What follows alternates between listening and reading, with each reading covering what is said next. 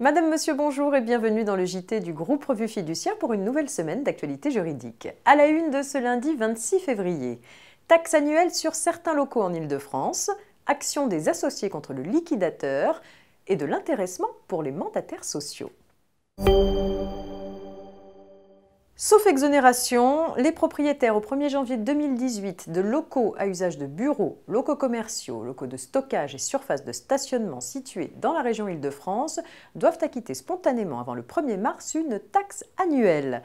Le montant de la taxe est calculé en multipliant la surface des locaux par un tarif au mètre carré qui varie en fonction de la nature des locaux et de la circonscription dans laquelle ils sont situés.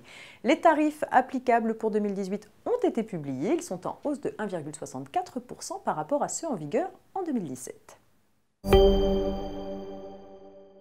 On poursuit avec cette affaire d'action des associés contre le liquidateur. Le liquidateur d'une SARL désigné par les associés abuse de son statut et vend des biens de la société pour son profit personnel, ce qui est illégal. Mis au courant des faits, les associés assignent le liquidateur en réparation du préjudice subi par la SARL. Une cour d'appel déclare l'action recevable. Cette décision est surprenante car la loi prévoit que l'action en responsabilité menée par les associés pour le compte de la société ne peut viser que le gérant. La Cour de cassation, elle, censure les juges du fond. La loi doit être interprétée strictement. En d'autres termes, une telle action en réparation ne peut pas viser un liquidateur amiable.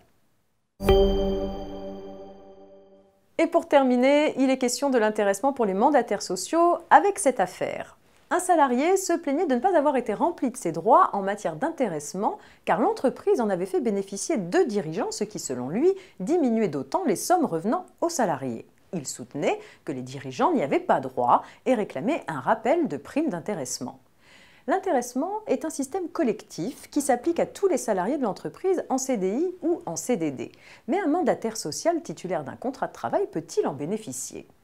Oui, selon la Cour de cassation qui a souligné que l'intéressement a pour objet d'associer collectivement les salariés aux résultats ou aux performances de l'entreprise sans distinction entre ceux qui détiennent ou non un mandat social.